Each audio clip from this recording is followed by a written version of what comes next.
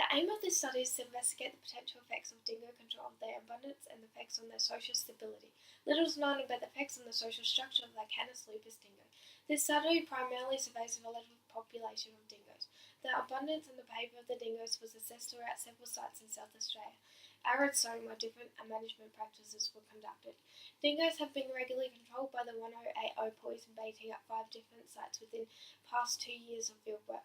Limited places within the arid zone resulted in dingoes not being controlled due to the permanent water supply being available.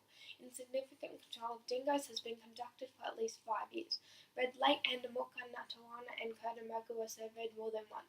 At Red Lake, dingo control was relaxed, but in Andamooka and Natawana, dingo control intensified. Curdamurra had no management changes, and the dingoes were generally not disturbed. Red Lake was baited annually until 2006 following relaxation of control.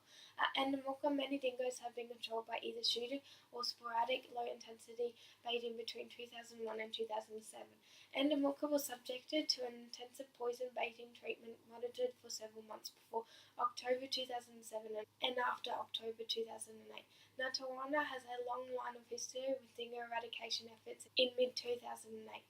Natawana was again subjected to an intensive poison baiting treatment and monitored the site several months before December 2007 and after November 2008.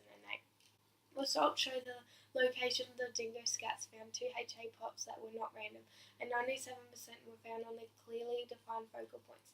Scats were often deposited on exposed objects and were part of latrines. Scent marking and howling were not significantly correlated and were predicted in a different set of variables as shown in Table 1. The scent marking activities were explained by 4 models that included 4 variables. Time since the control was by far the most important and positive predictor of scent marking. Controversy howling frequency was explained by 7 models that included 4 variables. Distance to human activity was the strongest predictor. Howling frequently increased as distance from human centres increased, followed by time since control, poison baiting frequency, and timing of the breeding season. This study provides evidence of the relationship between dingo abundance and social stability, and it is not linear but may moderately follow a bell-shaped curve.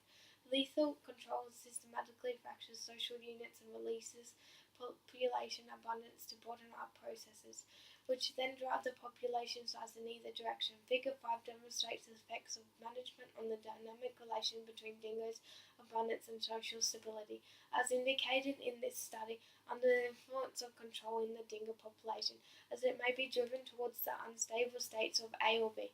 The changes follow relaxation of control, indicate that recovery may follow the 2 main phases.